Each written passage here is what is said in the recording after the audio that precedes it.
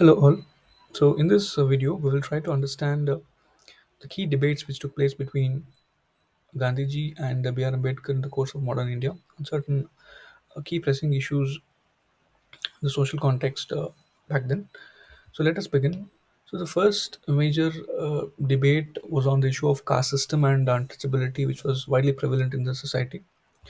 So as we know, Gandhiji and Ambedkar were among the first nationalist thinkers who seriously opposed such inhuman practices like untouchability, which was widely prevalent in the Hindu society.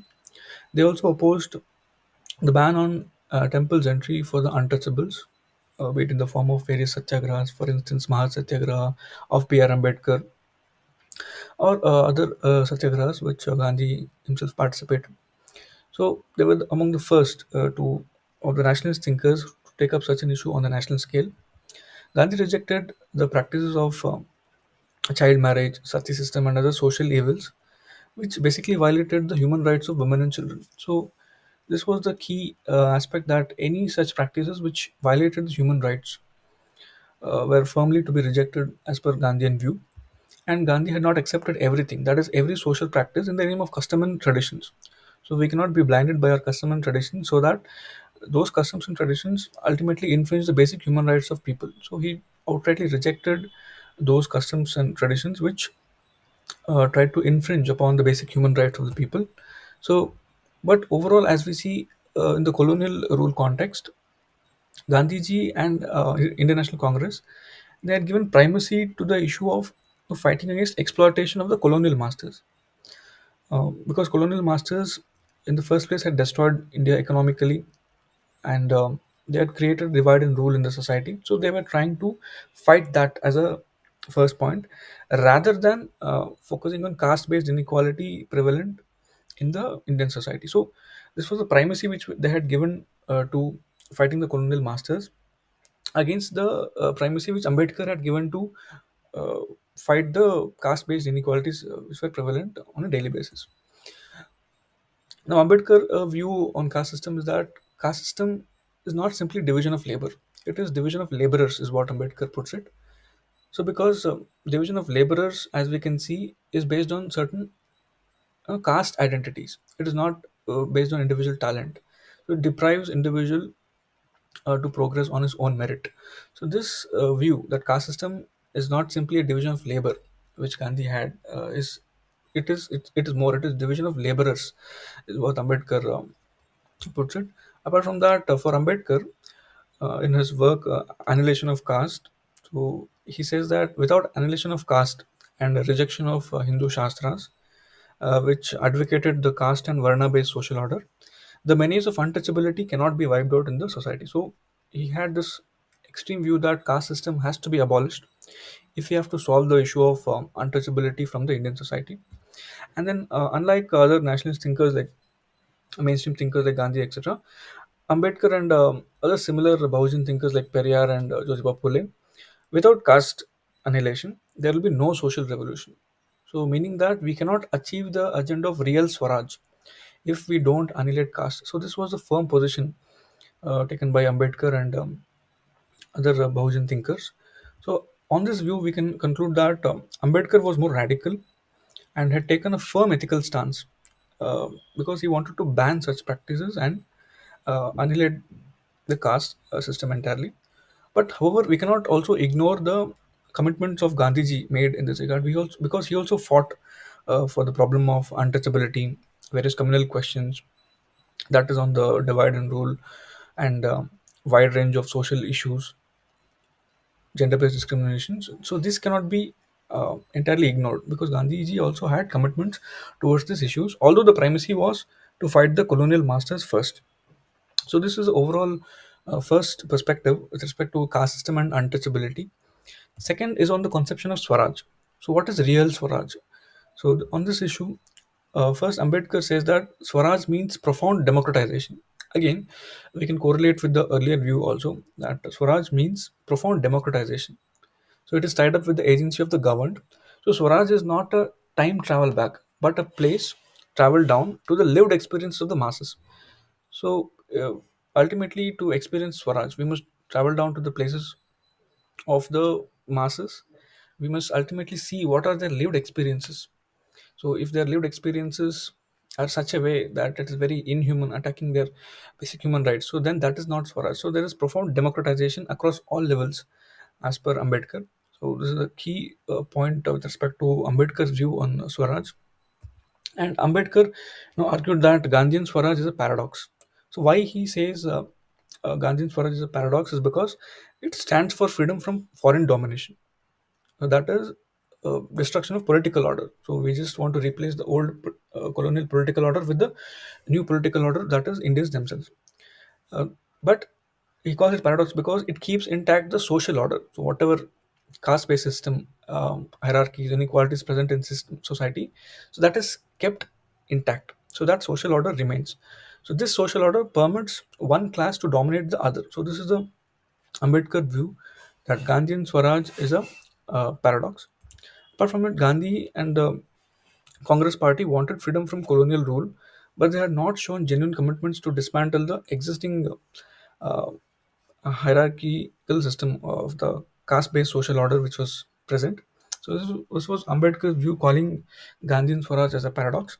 So it is a fact that India got formal democracy, that is in the political sphere. We got political democracy when the colonial masters left us, but the agenda of social democracy and economic democracy is still an unfinished task. So this is the concept of a real Swaraj of Ambedkar, which puts it like we must have political democracy. That's the first thing, but the agenda of social democracy and economic democracy. So that together forms the meaning of real Swaraj. So this is a conception of Ambedkar. But coming to Gandhian view, Gandhi also wanted to see India as self-reliant. So what we call Atmanirbhar today. Gandhi also wanted to see India as self-reliant, but his conception of modernity is different from the Western civilization way of thinking. So, as we can see, Gandhi in his work, a famous work, Hind Swaraj, had conceptualized the idea of Swaraj by rejecting the colonial modernity. So, we did not want to modernize on the colonial lines because Gandhi saw the inherent evils which were present in the Western civilization. For instance, Gandhi wanted to address the suffering of the toiling of masses because ultimately Western civilization is also exploitative in nature. We can see how today few sections control a vast majority of resources, the inherent inequality present in such a system. Basically, the capitalistic system which Gandhi was referring to. So, Gandhi wanted to address the sufferings of the toilings of masses. So, this was Gandhi's view with respect to the aspect of self-reliance and conceptualizing an alternative modernity, which was very different from the Western civilization. So, in this respect, Gandhi, immediately after independence, he made a statement on 1948, 29 January, that the agenda of social, moral, and economic freedom still needs to be achieved. So, Gandhi was very clear that political freedom we have achieved. So, this is similar to the lines of thinking of Ambedkar also, that the agenda of social, moral, and economic freedom still needs to be achieved. So, as India will move ahead to achieve the target of Lok Swaraj, the power of citizens will become more effective and strong in comparison to military power. So, this was Gandhian view that yes, we have achieved the political freedom, but social, moral, and economic freedom still needs to be achieved. This is same line of thought which Gandhi and Ambedkar share on this perspective. So, in Gandhi's philosophy, Swaraj for the nation did not mean mere political independence. So, it is not merely political uh, dependence from the British rule, but Swaraj was something more substantive. It involves freedom of each individual to regulate their own lives without harming one another. So this is the Gandhian conception of Swaraj. Again, very substantive, similar to the Ambedkar's point of view. They converge on this point of meaning of Swaraj. For Gandhi, real Swaraj will only be realized when the masses are empowered. So ultimately, it is a mass empowerment which is needed for the true Swaraj to be realized. As Gandhi says in his own words, that real Swaraj will come not by acquisition of authority by a few, but by the acquisition of capacity by all to resist the authority when it is abused. So it is with the empowerment of masses. So, in other words, Swaraj is to be attained by educating the masses to a sense of their capacity to regulate and control authority. So, this is Gandhian perception on Swaraj, that yes, Swaraj will be realized when masses are empowered. So, again, there is convergence as we can see on this point of real Swaraj. What is the meaning of real Swaraj? Not just political dependence, independence, political freedom, but Gandhi goes beyond it, saying it social, moral, and economic freedom, similar to social and economic democracy, which Ambedkar envisages. So, concluding remarks on this key debate is that so it is critical for us to reflect on Gandhiji versus Ambedkar debates in a renewed form. So, keeping in mind the wide range of problems which are present today, such as the caste-based discrimination we can find even today, Dalit violence, untouchability, issue of untouchability, in terms of manual scavenging and other various forms uh, in which it exists, on the question of communal uh, questions, majoritarianism, capitalism, and the limits of Western civilization and climate change. So, these are the key wide-ranging problems where we can find their relevance. Apart from it, the path of Gandhi and Ambedkar might be different. So as we saw, Ambedkar took a more extreme stance to annihilate the caste, but Gandhi was for a more moderate stance to reform from within. So path of Ambedkar and Gandhi might be different in their approach, but both wanted to address the social and economic problems from their own vantage points to achieve the goal of real Swaraj. So ultimately, we can see that their goal of real Swaraj is common, but the way to achieve it is a bit different. However, as we know that it was Gandhiji who taught us some high moral values such as humanism, respecting human rights, non-violence, truth, tolerance, satyagraha, universal brotherhood, care for the destitute, which in a way is similar to John Rawls' concept of social justice and respect for fellow citizens. So this is how Gandhiji's moral values stand today, and they're very relevant in today's times also.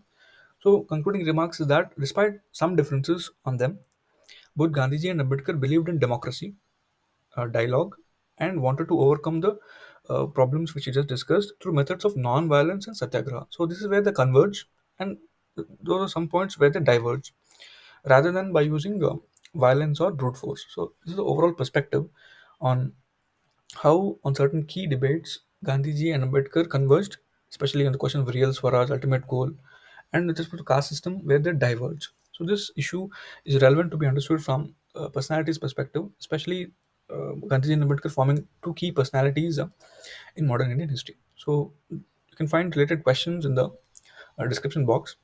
Thank you.